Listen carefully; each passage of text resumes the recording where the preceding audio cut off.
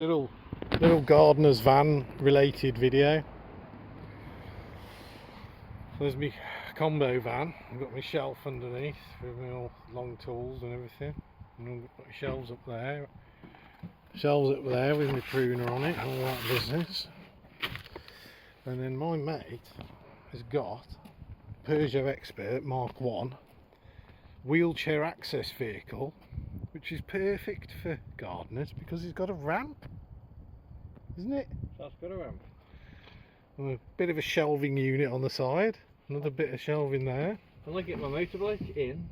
Get his motorbike in there and camp on, sleep on there at camp. Into a bed. Shows. Yeah. Sweet. Yeah, but wheelchair access vehicles, often with much lower mileage than commercial vans. 70,000 this is done. You try and find a van that's 2006, it's done 70,000. Yeah. Plus, always been looked after, properly maintained, never thrashed. And everyone thinks you're disabled, so they get out your way, they're kind to you. Not like What sort of disabled? I'm leg disabled. Yeah. Not like a van where everyone's like, bastards. Yeah, there we go.